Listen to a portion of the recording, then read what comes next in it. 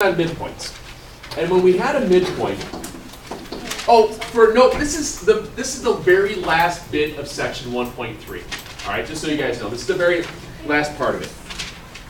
When we worked with the midpoint, we were dealing with segments, and the midpoint was the point at which it cut the segment into two equal or congruent segments.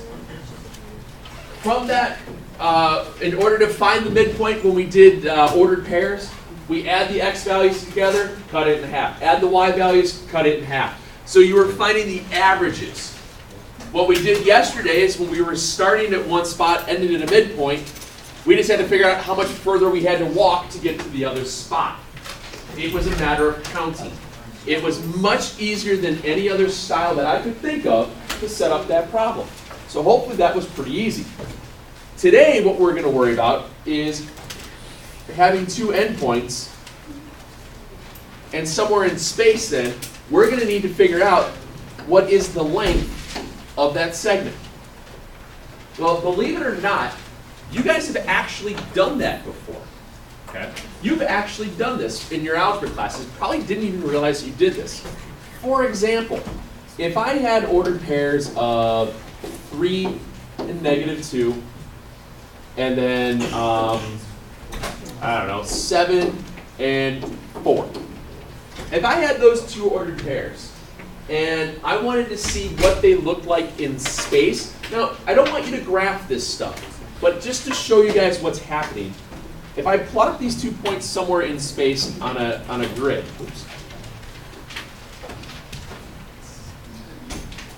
knowing that 3, -2 would be over 3, down 2, and the other one was at over 7, up 4,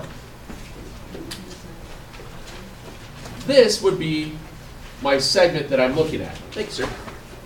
Everybody okay with that? Now this is the stuff. Oh, yeah, if you got your homework over here for me, you walk out. So what we were doing here is that we would try to figure out the distance of it, the length of that. What you guys have done in the past is this. You would find some horizontal value and some vertical value. Because,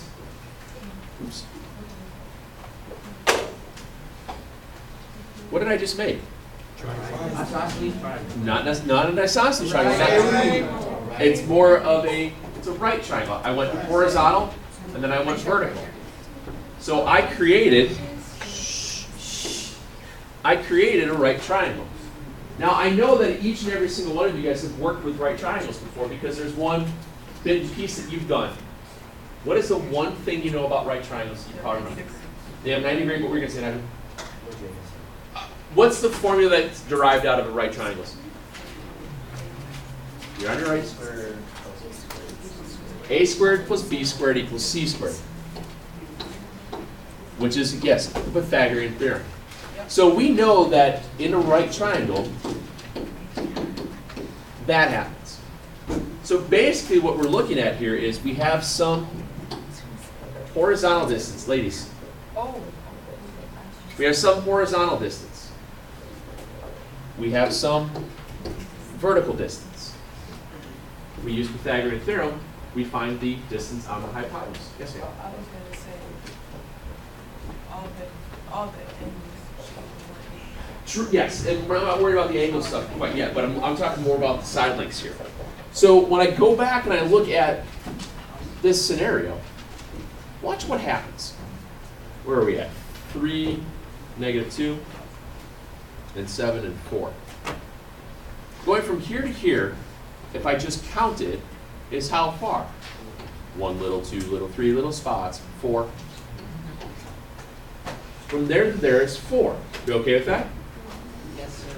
We're taking notes, not doing our old homework. And I go up then. 1 little, 2 little, 3 little spots, 4 little, 5 little, 6. 6 spots. So I have a horizontal. You laugh, but it makes sense. I have a horizontal component, and I have a vertical component. What happens there then is that you can find the overall distance between the 2 points by basically using the Pythagorean theorem. There's a ball of whole thing of pencils on my ledge right there. Help yourself. What? Whatever. Good to see you. You too. It's your hat. Oh, Tara's your hat. I get it.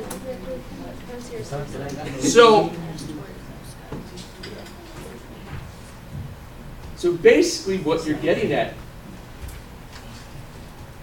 you okay? Yeah. What we're getting at here, guys, is that all of this stuff boils down to what you've done before. This horizontal change in x is the change value in x. The vertical is your change in y values. It's nothing more than the Pythagorean theorem. The distance formula itself, which I'm sure you guys have all seen, is this long written out formula where the distance is equal to the change in the x values, quantity squared, plus the change in the y values, quantity squared, and then you take the square root of it. Because in this case here, the change in my x values from here to here is 4. Vertically, the change was 6. What's 4 squared? What's 6 squared? So we have the square root of 16 and 36, which is the square root of 52. And this is why you need that multi-view calculator. That multi-view calculator will then simplify the radicals. So you always use simplified radical form. I asked you to put away your old homework. Thank you. What you're working on right there. No, it's like the only thing. I know, but why don't we worry about what we're doing right now? Okay? Thank you. You've done this before. What I'm trying to show you is that there's a really easy way to do these types of problems. And it stems from basically what we did yesterday by counting. Remember how we just counted how far to get to a midpoint, and then we just continue adding for each x and each y value? Here we can kind of do the exact same thing. We can use formulas and fill in the blanks and set up and solve. It works. Or we can count and use logic. Yes, sir? Yes, your calculator will do that. When you simplify with the calculator, I believe you get 2 root 13, if I'm not mistaken. Because in this class, I want exact answers. There's no such thing as a decimal unless I ask for it. The multi-view calculator will do that. And that's the idea of having it. I think we have 2 or 3 left right now. I know there are more coming, but hey, look at this. There's another weekend. Go to the store. Go to the store. Please make sure you get one. You have to have one that simplifies radicals, guys. All right, it's the easiest thing to get. All right, was that right? Was it 2 or 13? Yeah. Yeah. So let me show you what happens long form. We had 3, -2, bless you, and 7 and 4, right? So if I'm going to go long form with this, if I go long form with this, label it. First x, first y. You guys got a question? I don't have much to go through with you, okay? So let's keep it down. And distance formula is something that is one of the formulas you have to know. It's not something I'm going to give you. It's one of those things you have to know how to use. It's one of the things you have to know how to, well, basically, you should probably memorize it. It's not very hard to do. If you remember Pythagorean theorem, you'll be fine. Write it out. Change in x, quantity squared, change in y, quantity squared. Again, going long form, 7 minus 3, quantity squared. 4 minus the -2, quantity squared. And whatever I do, I am never going to try and put every single thing of that into my calculator at the same time. I'm going to break it off into small parts. Okay? If you try to type that whole thing in there at once, you're going to screw up. Don't. Okay? Don't. You simplify it bit by bit. Just rewrite the square root. You have 4 squared. In your calculator, you get 6 squared. And then write it out.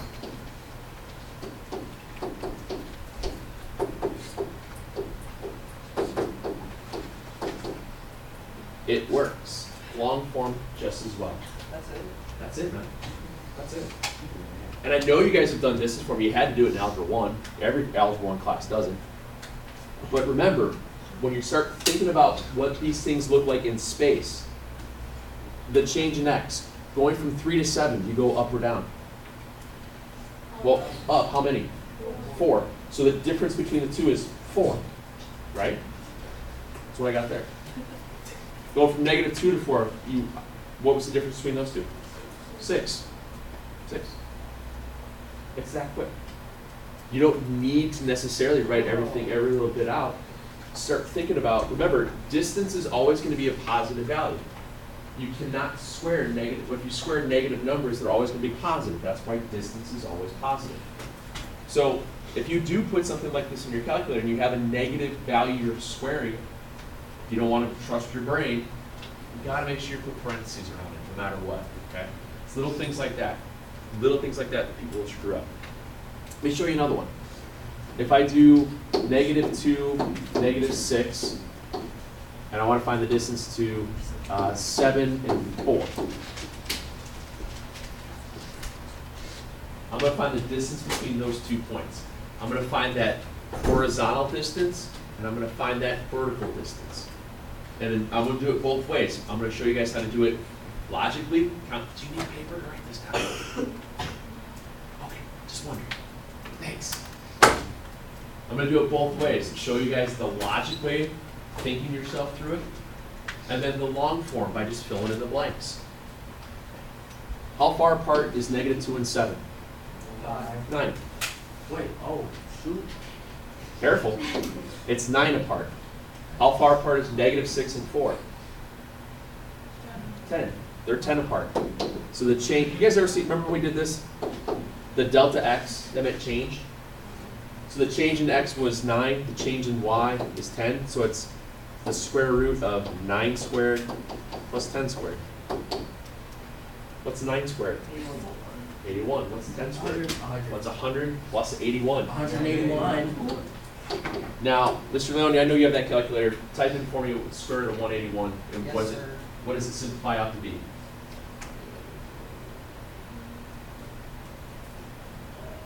Same thing. That's fine.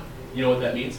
When you type that in the calculator, if it gives you that same thing, square root of 181, that just means that it is in simplified radical form. It means you cannot simplify it any further. When we're talking about this whole simplifying of radicals, remember, all this means is this. When you have a square root of, I don't know, 18. If you have like the square root of 18, when you simplify it, you're looking for, it's sort of like GCFs or common factors and whatnot, you're looking for the greatest perfect square that goes into it. Your perfect squares are 1, 4, 9, 16, 25, and so on. 18 is divisible by what perfect square? 9. So this is the same thing as saying the square root of 9 times the square root of 2, which means the answer is 3 root 2. When you have the square root of 181, that means that it's not divisible by 4, 9, 25, 36, I lost track, 49, 64, and so on. It's not divisible by any of those, so it leaves it in its own radical form. All right. The other big advantage for that calculator is that second semester, you're going to have problems that wind up like this. And you have to rationalize it. So if you type that in your calculator, what does it do for you? It gives you 2 root 3 over 3, doesn't it? It does the work for you. Otherwise, you'd have to crank this out by hand and multiply it by conjugates. It's nasty. It's not hard, but it just takes time. I'm like a walking commercial for Texas Instruments. I swear to you, they are not paying any part of my salary. Be nice. Bonus check, be cool. But yeah, guys, that one is going to be great for you. The iPhones don't do it, so I wouldn't worry about it. Yes, sir. We should make a Texas Instrument commercial. Man. So we got that. Now, again, like I said, it works the exact same way if you go long form. If you're more comfortable using the formula itself, change in x, change in y? Well, first x value, or second x is 7 minus the negative 2. 180 squared. 4 minus negative 6. 180 squared. 9 squared. 10 squared. You get the same result, ladies and gentlemen. You get the exact same result. Whether or not you're going to think logically about the solution or go through and write out the solution, you're going to get the same thing. So I thought that the idea of showing you guys the whole logic part of it made sense because we did all that counting yesterday. Why not continue doing that really easy thing? You know, counting.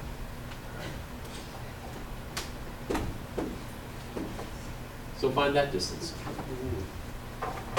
Find that distance. Use either method. Doesn't matter to me which one you choose. Use either method.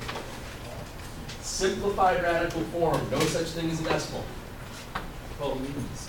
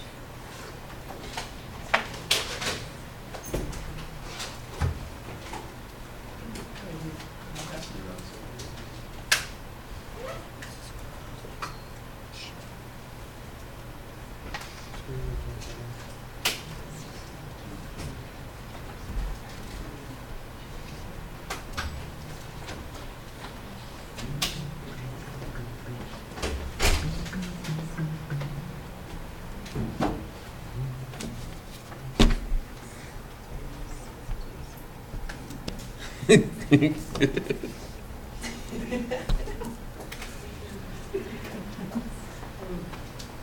do you guys count? Did you guys just count this one? It's pretty easy to do that, isn't it?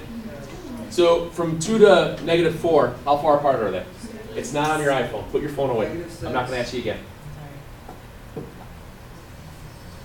You're right. It's negative 6 on the number line, but is distance ever negative? No, it's weird. So how far apart are they? 36. Well, they're just 6 Yeah, apart. 6. Is that okay by just saying that? Yeah. By doing it that way, it's going to alleviate the issues that we have anything with negatives. I know from negative 4 to 2, it's 6 away. 5 to 8? Actually, it's like 20 to 11. Thank you. 6 squared is? 36. 36 plus 3 9. squared is? So 36 and 9 is? 45. 45. So that means when you press the button in the calculator, it probably spits out How do you say that? that. Oh my. How do you say the answer? The answer? How do you say 3? Yeah. 9, 5. Okay, what does this symbol represent? Root. Square root. So would you say 3 square root, or would you think you'd say 3 root 5? 3 root 5. 3 root 5. Thank you. Thanks, Isaiah. Yeah, just call it 3 root 5. You don't have to say 3 square root 5. That's just silly. Silly. No. You should see the smile on his face as soon as you said it. He's like, oh, I think I got him. He's like, oh, I think that. This. Isaiah told you, you remind me of Andy from The Office. I've heard that a lot, yes. You do. Yes. Thank you for saying it. I've heard that a lot. You do. Yeah. I don't know why. The nerd dog. Now, the other thing that we can do with these is, actually, let me give you this, so you don't have to worry about a graph. No, it's just How many people? In front of 8,000 people? Are you one of the ones that's No, she's performing. In front of 8,000 people. Randall is not a lizard. He's a chameleon. You only need one of them, and I know you're gonna get like 50 of them. So, what? Guys, come on. It does not take this long to go through all this, so let's go. So, what happens then is sometimes you're going to be given distance formula style problems where you don't have the ordered pairs. Which means, do you need them? Let me show you. What I'm doing is I'm looking at number 12 on the back. I'm looking at number 12 here. And in this case, do I need, I know I gave you guys quite a few of them. I just got lazy at counting. This is kind of annoying. Look how many you gave us. Why are Big you deal. doing that to me? Oh, this has to be forward? Oh. I change it up every time. Every once in a while, you can go side to side. You see, it's all crazy like that. Do you need, all day, do you need to know what the endpoints are on this? Yeah. Why? So you can make the time. Okay, couldn't you just do this? You ready? Yeah. 1 little, 2 little, 3 little spots, 4 little, 5 little, 6 little spots, 7. How far apart is that? 7. Okay, did I need the endpoint? No. No! Let's count again. Deep breath. 1 little, 2 little, 3 little spots, 4 little, 5 little, 6 little spots, 7. Oh my God, you did it. So, what is the horizontal and the vertical? What are you 7. complaining about? Why are you complaining? I'm not You're complaining. No, I'm not. You were complaining. I saw it. There's no complaining. Complaining about Nigel. Why? He's singing with me. Therefore, you're complaining I'm about me. enthusiastic about learning. If you got a problem with that, the door. The door is right there. Like, just give it an That's right. I really. I wouldn't go that far.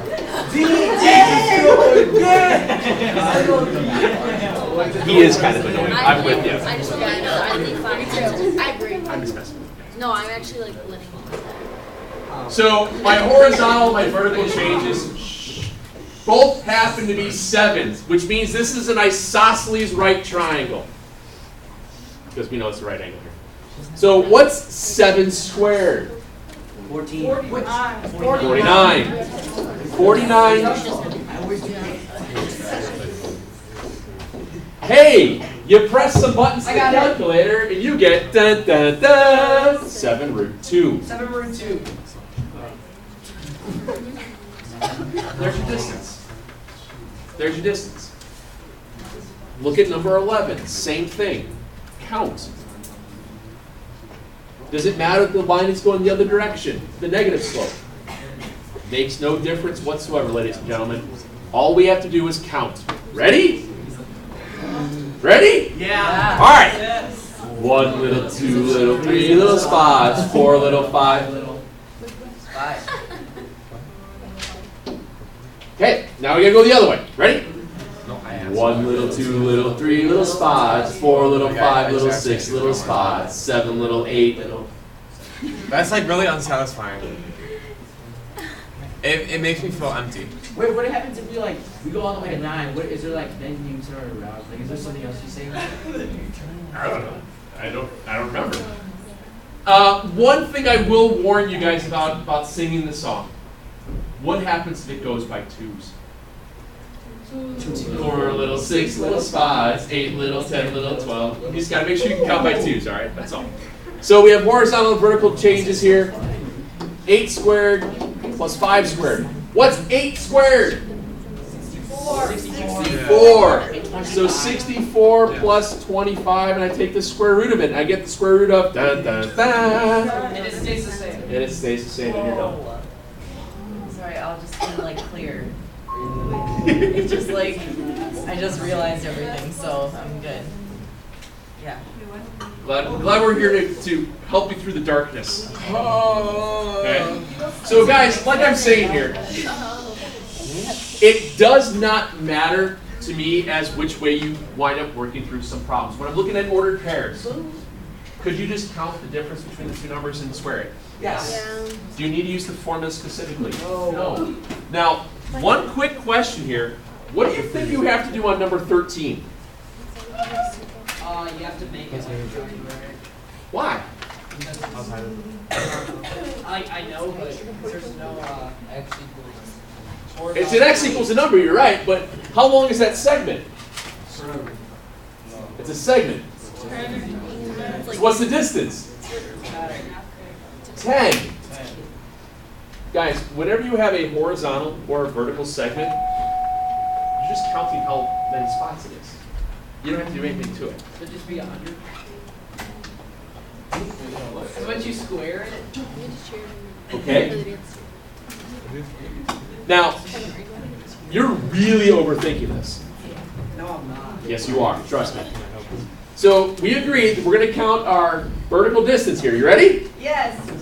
1 little, 2 little, 3 little spots, 4 little, 5 little, 6 little spots, 7 little, 8 little, 9 little spots, 10 total spots. Hey! There, I gave you that one. So, was there any? You're an idiot. Was there any horizontal change to this? So how long is that segment? 10. Go to the problem. You're done. Because if you think of it, if you want to talk about horizontal and vertical change here, there is no horizontal change. So it's 10 squared plus 0 squared, and take the square root of it. What's 10 squared? What's 0 squared? 0. What's 100 plus 0? 100. Then why weren't you getting What's the square root of 100? I said the right answer. But you're overthinking it. I wasn't overthinking because I got the right answer. I know, but all I'm saying is that you weren't overthinking it. It's not that difficult when you're vertical or horizontal. Do all of these for tonight. You guys should be able, I mean, we're out of here in what, 10 minutes or so? 10, 12 minutes? Right, you guys? Wait, the front too, right? Yeah, both sides. You guys will fly right through it. First hour, everybody finish this in 12 minutes. Seriously. Well, that's how much. Simplified radical form, guys. I don't have. You don't need it. You can write it out as a radical and then just simplify it later on somebody else's calculator. You do all the work except for taking the square root until you get to number. Okay, all the other guys, work. Okay? You should still be able to set it all up.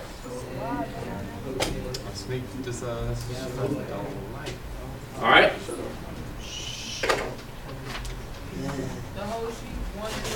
Oh, yeah, it shouldn't take very long at all. I've already done fuel. So when it's like the square, when you write the square root of 10 to the second power, when the square root, would it be like the square root of 20? Yes.